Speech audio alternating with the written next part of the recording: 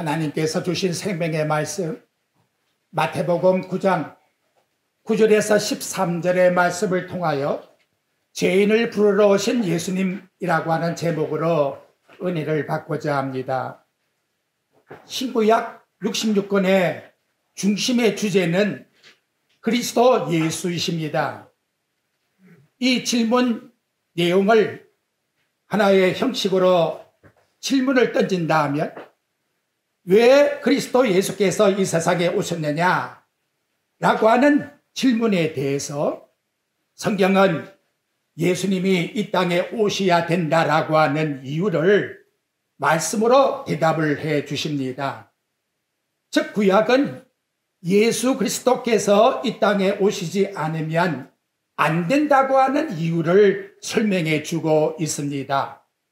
그 말씀 안에는 이 땅에 구원을 주시려 오실 메시아의 약속을 항상 남겨놓고 있다는 것이지요. 신약은 구약의 약속의 말씀대로 하나님의 아들이신 메시아가 이 땅에 오셨다라고 하는 내용을 설명해 주고 있습니다. 그래서 예수님은 친히 구약 성경을 설명하면서 요한복음 5장 39절에 너희가 성경에서 영생을 얻는 줄 생각하고 성경을 연구하거니와 이 성경이, 즉 구약의 성경이 곧 내게 대하여 증거하는 것이니라, 이렇게 일러주셨다는 거지요. 아울러 46절에 보게 되면 모세를 믿었더라면 나를 믿었으리라. 우리 창세기부터 출애 민신 이렇게 5권의 모세 오경을 보면서 모세를 믿었다 하면 그분은 당연히 그리스도를 믿는다라고 예수님께서 일러주셨다는 거지요. 그리고 오늘 본문 마태복음에 있는 9장 13절의 말씀에 보면 내가 의인을 부르러 온 것이 아니라 죄인을 부르러 왔다. 크게 구시적으로 보면 성경을 왜 기록해서 주느냐? 죄인된 우리를 부르기 위하여 하나님의 아들이 오실 것이다 하는 구약과 오셨다라고 하는 신약을 우리에게 일러주고 있다는 거지요. 사도 바울은 로마서 3장 23절과 24절에 이에 대하여 다음같이 말씀합니다. 모든 사람이 죄를 범하였으며 하나님의 영광에 이르지 못하더니 그리스도 예수 안에 있는 속량으로 말미암아 하나님의 은혜로 값없이 어렵다 하심을 얻은 자 되었느니라. 이 예수를 하나님이 그 피로서 믿음으로 말미암 화목제물로 세웠었으니 하나님께서 길이 참으시는 중에 전에 지은 죄를 간과하시고 자기의 의로움을 나타내려 하심이니 곧 이때에 자기 의로우심을 나타내사 자기도 의로우시며 또한 예수 믿는 자는 다른 조건이 없어요. 예수 그리스도라고 믿는 자는 어렵다 하려 하심이라. 이렇게 하나님이 딱 언약을 맺어 우리에게 일러주고 있다는 것이지요. 한마디로 이어가면 인간은 죄를 범함으로 하나님께 심판의 대상이 되었는데 하나님이 그 아들 예수님을 보내어 속죄 제물이 되게 하심으로 저를 믿는 자는 누구든지 구원을 받았다라고 우리에게 말씀해 주고 있다는 것입니다. 오늘 본문 말씀은 마태복음이지요. 신약성경의 첫 번째 책입니다. 예수님의 제자로 부름받은 마태의 직업은 세리입니다. 그래서 세리 마태가 자기의 동족인 유대인들에게 이 땅에 오신 예수님은 죄인을 부르러 오신 유대인의 왕이요 우리의 민족의 구원의 주가 되신다는 것을 목적으로 해서 기록을 하였습니다. 당시 마태 세리라고 했지요. 가브나움 로마 정부 아래의 공무원이었습니다. 그는 허다한 세금을 막무가내로 유대인들에게 착취를 했다는 거지요. 그래서 유대인들이 생각할 때에 지옥의 첫 번째 갈 케이스가 누구냐? 곧 세리라고 그들은 생각을 하고 있었다는 거예요. 마태가 당신이 세리라는 것 부끄럽지 않습니까? 그런데도 동족들에게 자기 자신의 그 허물됨을 그대로 노출을 시키고 있습니다. 9절에 보니까 예수께서 그것을 지나가시다가 마태라는 사람이 여기 보니까 세관에 앉아 하고 자신의 소속을 말하고 있지요. 그러니까 마태복음을 기록한 마태는 곧 세리라고 자신을 소개하고 있습니다. 모든 사람들이 자기를 향하여 어떤 마음을 품을까요? 누구라도 칭찬할 사람은 없을 거예요. 비방하고 조수할 겁니다. 하지만 자기의 약점을 그대로 노출해서 일러주고 있다는 거지요. 여러분, 오늘날 명함을 만약에 내가 만든다 하면, 과거에 감옥에 갔다 온 일이 있다면 나는 몇 년도에 감옥에 갔다 온 사람이라 그렇게 명함을 쓸 사람이 있겠습니까? 우리 인간들은 자기 약점을 다 숨기려고 하지요. 하지만 마태의 바람이 뭐냐? 자기 이름은 땅에 떨어져 비웃음을 당한다고 해도, 그리고 자기가 동족들에게 돌을 맞아 죽는 그런 상황에 놓인다 할지라도 내 동족이 바로 유대인의 왕으로 오신 예수님을 영접해서 하나님의 백성 되는 것, 그걸 바라고 있다는 거지요. 마태는 본문 오늘 마태복음 9장 13절 말씀에서 예수님의 오신 목적을, 마태복음을 기록한 목적을 분명히 일러줍니다. 나는 의인을 부르러 온 것이 아니요 죄인을 부르러 왔노라. 굉장히 중요한 진리예요. 이 말씀 속에 예수님을 영접하는 자는, 예수님께 주라고 기도하는 사람은 절대로 내 자신을 의인이라고 생각하면 안 돼요. 나는 하나님 앞에 죄인입니다 라고 하는 걸 인정해야 돼요. 여러분, 기도하면서 그래도 나는 저 사람보다 낫지 않습니까? 나는 목사니까 저 평교인이 천국 간다면 나는 먼저 가지 않겠습니까? 이런 헛된 생각하면 안 된다 이 말이에요. 그래도 나는 저 사람보다 뭘 잘하는데, 나는 저 사람보다 교회에서 충성하는데, 나는 저 사람보다 더 많이 봉사하는데, 내가 얼마나 하나님 앞에 헌금을 많이 했습니까? 이런 헛된 생각하면 안 된다 이 말이에요. 기도하면서 여러분 남과 비교합니까? 그래도 저 사람보다 낫다고? 예수님은 나와 아무 관계가 없어 라고 말씀한다는 거지요. 왜? 예수님은 죄인을 부르러 오셨다는 거예요. 죄인과 적용을 한다는 거예요. 그런데 이 죄인은 온 세상 사람들에게 적용이 된다고 말씀하고 있습니다. 여러분, 그 당시에 바리새인 중에, 유대인들 중에 나는 죄인입니다 그렇게 고백하는 사람이 몇 명 됐을까요? 유대인들의 최고의 자부심이 뭐냐? 우리는 아브라함의 자손이라. 죄송합니다. 이방인들은 마치 짐승과 같다. 천국에 가면 우리 유대인만 가는 거야. 그 자부심을 가지고 살았는데, 유대 사회에서 가장 듣기 싫은 소리가 뭘까요? 호칭이 뭘까요? 하나님 앞에서 죄인이야. 그 소리 아니겠습니까, 여러분? 그래서 예수님이 누가복음 19장, 18장 9절에서 14절에 기도를 비유로 말씀하고 있는 겁니다. 자기를 어렵다 믿고 다른 사람을 밀시하는 자의 비유에 대하여. 여러분, 이런 마음을 가지면 절대로 우리 하나님 기도받지 않습니다. 두 사람이 나와서 기도해요. 그것도 바리새인은 따로 기도합니다. 하나님, 나는 다른 사람과 같잖아요. 토색하지도 아니고 불의하지도 않고 간음하지도 아니했고 하나님 앞에 꼬박꼬박 11조 바쳤으니 내가 저 사람보다도 저 세리보다 낫지 않습니까? 세리는 눈을 들질 못합니다. 엎드려 하나님 앞에 죄인이라고 고백을 합니다. 여러분, 이러한 심정을 가지고 나와야 마음이 가난한 사람의 마음이에요.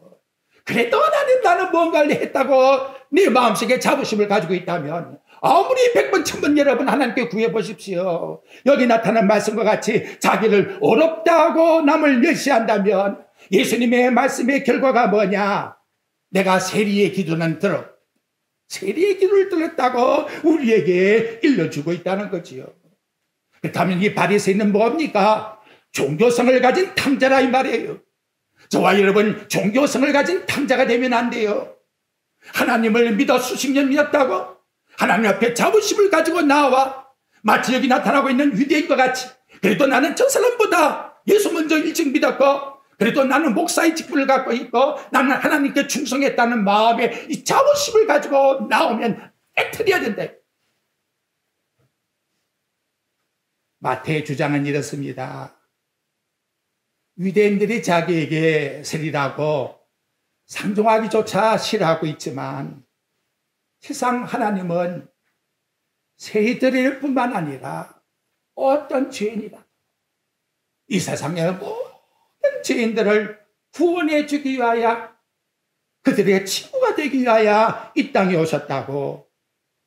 하늘나라에서 그리스도가 마구간에 탄생한 그 예수는 이 세상의 어떤 죄인이라도 함께 해주는, 그래서 그를 사랑해주는, 그를 위해서 십자가에 죽어주는 그런 분이 되기 위해서 오셨다고 우리에게 일러주고 있는 것입니다. 바로 이 필연성 때문에 마태복음 1장에서는 유대인들의 그 족보를 쭉 기록하면서 모두가 다 죄인이야, 그걸 지적해 주고 있다는 거지요. 여러분들이 마태복음 1장 17절에 보게 되면 예수님이 탄생하기 때 그 혈통에 42대라고 이름을 기록하고 있습니다. 그런데 죄인을 부르러 오신 예수님, 그분의 육신적 조상을 보게 되면 의인이 한 명도 없다.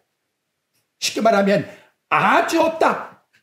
너희들이 말하기는 우리는 아브라함의 혈통의 자손이라고 하지만 하나님 앞에서는 의인이 없어. 아주 없어. 그래서 이 죄인들을 부르기 위해서 예수님이 오셨다고 말씀하고 있는 겁니다. 자기 조상들의 허물을 폭로시킨다는 게 동족들에게 얼마나 비난을 받고 조소를 받겠습니까? 헌데 여러분 1장 3절에 가보게 되면 유다는 며느리 다말을 통하여 베레스를 낳고, 이 얼마나 부끄러운 수치를 기록하고 있습니까? 5절에 보면 살몬은 나압에게서 보앗을 낳았으니, 나압이 누구냐? 하나님이 저주한 여리고성의 기생이야. 기생 속에서 우리 조상이, 그 아래서 우리가 예수님이 탄생한 거야. 5절 중반절에 보면 보아스는 룻에게서 오벳을 낳고, 룻은 누구냐? 다윗의 조상 나오미 역시 모압 지방의 이방인의 여인이 아니냐? 6절에 보면 더 치밀타예요. 다윗은 우리아의 아내에서 솔로몬을 낳았으니 어떻게 솔로몬이 탄생했느냐? 다윗이 우리아라고 하는 남의 남편이 있는 그 아내를 갖다가 착취하기 위해서 그 남편을 전쟁에 내몰아서 죽여버린 살인자가 아니냐? 그 살인자의 핏줄 속에서 예수가 탄생한 것이 아니냐? 결국 유대인들이 잘났느냐? 11절에 가서 말하기를 바벨론으로 이거하여. 왜 아브라함의 자손들이 남의 나라 70년 동안 가서 포로가 되어야 됐느냐? 죄인이기 때문에, 죄를 범했기 때문에. 그러니까 이 민족을 구원할 하나님께서 주시는 구원자가 꼭 필요하지 않느냐? 여러분, 마태는 충격요법을 사용하고 있는 거예요. 유대인들의 영혼을 두드리고 있다 이 말이에요. 아니라고 안주하고 내가 최고야, 내가 먼저 천국 가는 거야, 그래도 나는 너보다 나아, 이 마음을 완전히 폭로시키고 있다는 거지요. 얼마나 놀라운 사건을 또 던졌는가 하면 2장에 보니까, 야, 예수님을 가서 만난 사람이 누군 줄 아느냐? 저 이방에 별을 보고 점치던 동방 박사들이 와서 먼저 예수를 만난 거야. 여러분, 이거 얼마나 우리에게 충격적인 쇼크입니까? 오늘 저와 여러분들에게도 마찬가지라 이 말이에요. 세례 요한이 얼마나 마음이 아프면 3절 말씀에 나가보면 예수님을 그리스도로 영접하지 않는 그 각박한 마음, 아직도 내가 너보다 낫다고 하는 그 유대인들의 그 동직에 의기양양한 이 마음을 다 깨트려보기 위해서 독사의 자식들아, 어떻게 이러면 목사 입에서 독사의 새끼들하고 이런 욕을 할 수 있겠나 이 말이죠. 얼마나 강팍했으면 이런 말을 사용하고 있겠나 이 말이에요. 그리고 일러준 말이 뭐냐? 너 속으로 아브라함의 자손이라 생각하지 마. 왜? 우리는 아브라함의 자손이라고, 의인이라고 모두가 생각 속에 꽉 차 있기 때문에. 아브라함이 하나님께 어렵게 된 게 어떻게 됐느냐? 그래, 살펴보자.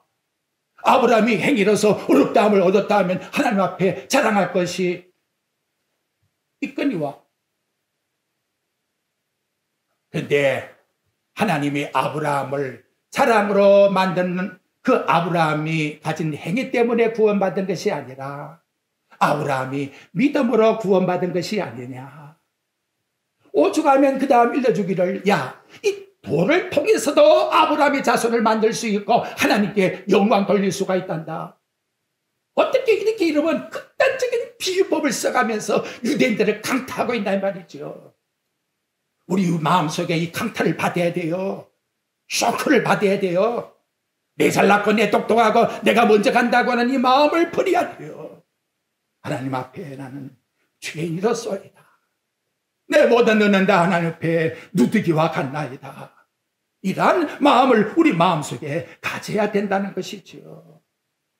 그래서 사도 요한이 요한일서 2장 23절에 말씀해요. 너희들이 아들을 부인하느냐? 아들을 부인하면 아버지가 그 마음이 없단다. 세상에 오신 아들을 유대인들이 부인하니까 사도 요한은 그렇게 부인하는 유대인들의 마음속에는 하나님이 안 계신데요. 아버지가 없다 그래요.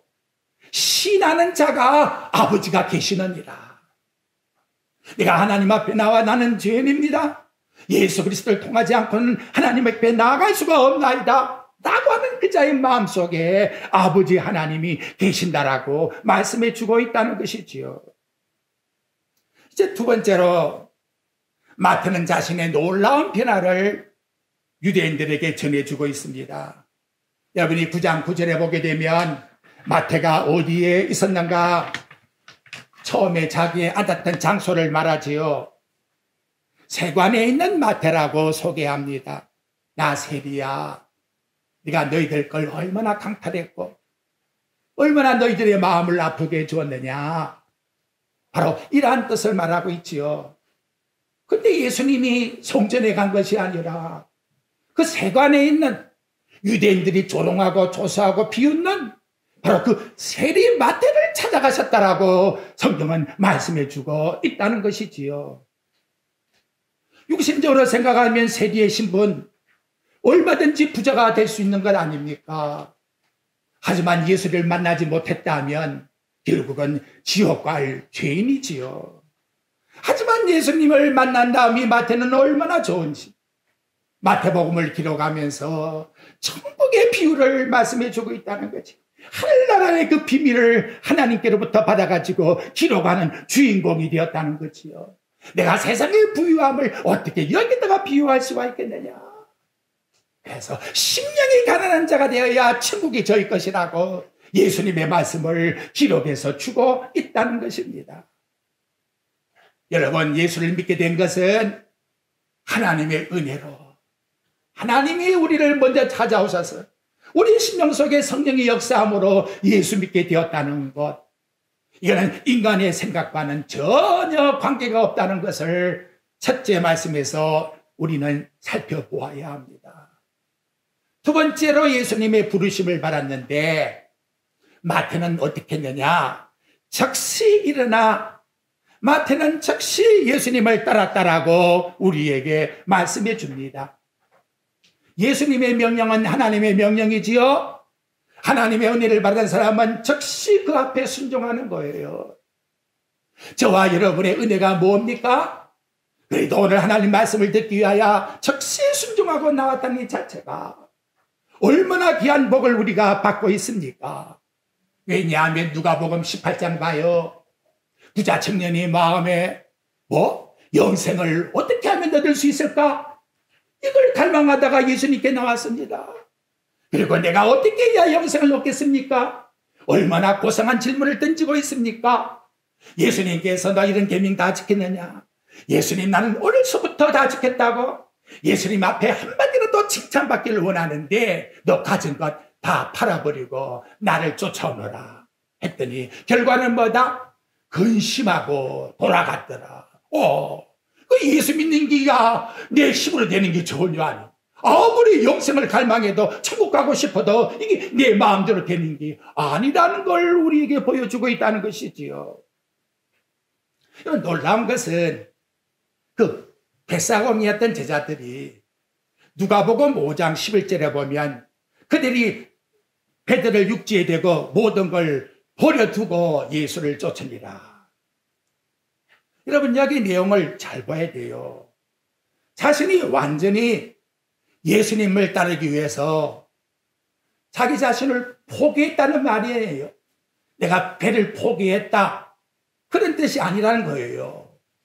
버려두었다는 단어를 아피엠이라고 하는 헬라를 찾아보면 배를 곁에 두고 나왔다고 말해요.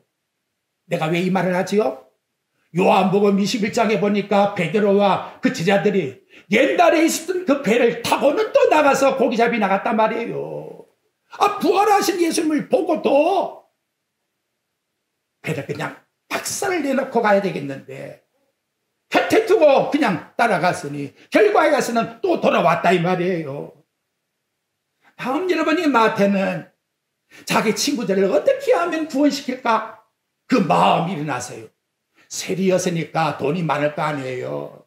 이제는 그 돈을 어떻게 하면 내가 예수님을 위해서 사용할까? 그래서 여러분 10절 말씀의 내용에 보니까 예수께서 마태의 집에서 앉아 음식을 잡수실 때에 많은 세리와 죄인들이 와서 몇 명인지는 알지 못하지만 이렇게 잔치를 하고 했다는 자체는 돈이 사라졌다는 거 아니에요. 그죠? 자기를 희생했다는 거 아닙니까? 누가복음 5장 29절에 가보게 되면 레위가 예수를 위하여, 그러니까 레위라고 하는 그 제자가 누구냐? 마태라는 걸 우리에게 보여주고 있는 거예요.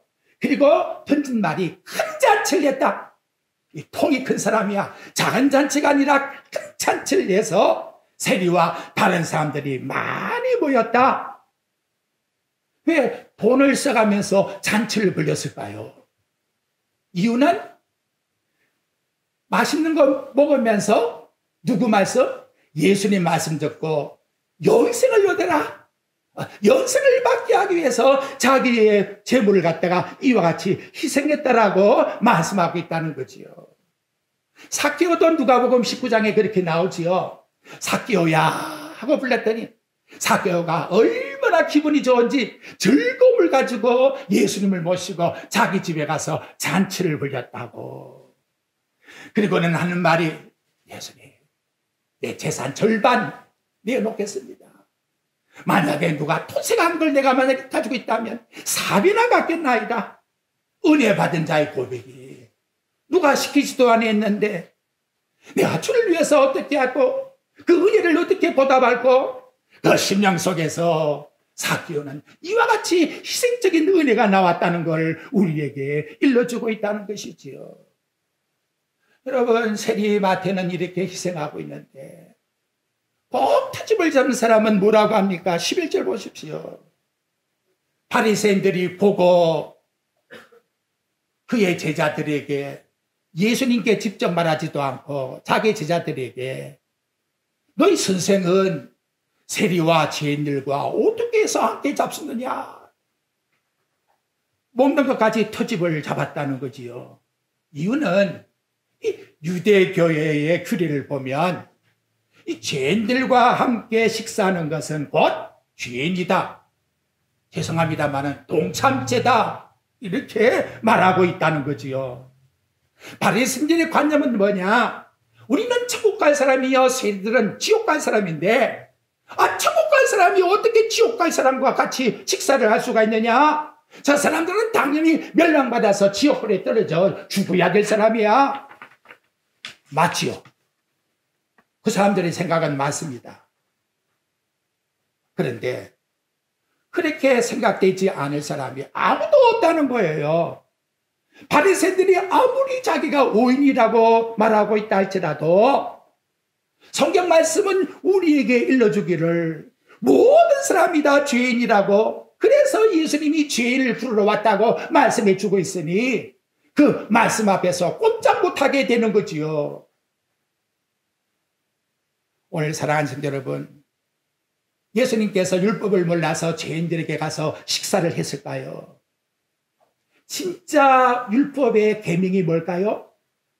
율법을 보게 되면 원수라도 사랑해라. 출애굽기 23장 5절에 나옵니다. 원수가 줄이거든 먹을 것을 주라. 잠언 25장 21절과 22절에 나오고 있습니다. 예수님께서 세리와 죄인과 함께 먹는 것은 오히려 더 율법을 완전히 지키는 모습이지요. 잘못된 것은 바리새인들이 잘못된 것이지, 예수님이 죄인과 같이 음식을 먹는 그것이 율법적으로 잘못된 것이 전혀 없다는 것을 우리에게 일러주고 있다는 거예요. 여러분 집에 가셔서 마가복음 7장에 한번 가보십시오. 이것까지 트집을 잡아요. 예수님과 제자들이 왔는데 손을 씻지 않고 음식을 먹으니까 너희들은 다 부정한 사람이야, 그걸 지적했다는 것이지요. 그래서 바리새인과 서기관이 예수님께 왜 당신의 제자들은 장로의 전통을 무시해서 왜 손을 씻지 않고 음식을 먹느냐고.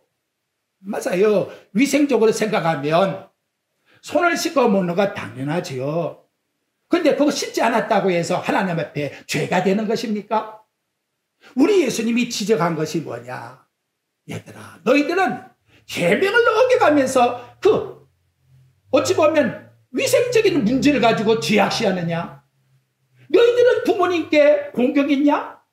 고로가 안 되었다. 부모가 용돈 좀 달라고 하면 부모님나 하나님께 11조 바쳐서 용돈 줄 게 없다고. 너희들 그렇게 하면서 지금 너희들 속이고 있지 않느냐? 그러면서 손 하나 씻지 않았다고? 이거 얼마나 무서운 지적을 해주고 있느냐라는 거지요. 그래서 하신 말씀이 있어요.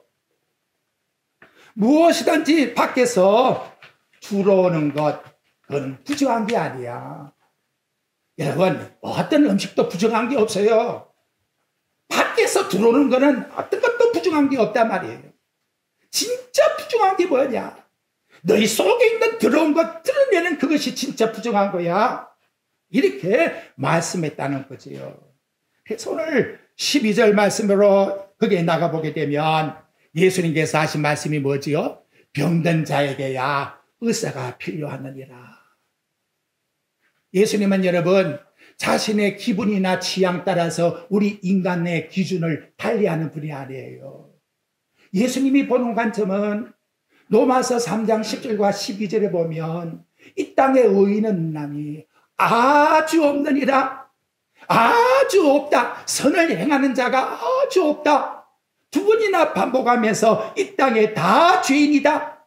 그래서 하나님이 독생자를 이 땅에 보내셔서 우리가 죄인 되었을 때에 그 아들이 십자가의 죽으심으로 구원을 받게 된 것이다. 이것이 하나님의 사랑이다. 그러니까 이 땅에 너희들 누굴 향해서 내가 너보다 낫다고 죄인 취급하지 마. 너도 하나님 앞에서 다 죄인 아니냐? 죄인이라고 하는 것을 인정하지 않는다면 하나님의 아들이 이 땅에 와서 십자가에 죽으신 그 이유가 아무것도 없는 거야. 이게 오늘 우리에게 일러주는 성경의 말씀의 내용이라는 것이지요. 그렇다면 해결책이 뭘까요? 우리 전주일 말씀드렸습니다마는 그 중풍병자가 왔을 때에 예수님은 네 죄사함을 받았느니라. 죄사함을 예수님께서 그에게 주지 않습니까? 이 죄 때문에 질병도 오고 고통도 오고 아픔도 오고 세상에 염려도 오고 근심도 오고 걱정도 오고 모든 문제가 이 죄의 문제 때문에 그렇다면 이 문제를 어떻게 하기 위해서 이런 마음을 가진 우리 죄인들을 용서해 주기 위해서 우리 예수님이 오셨다라고 말씀해 주고 있는 것입니다.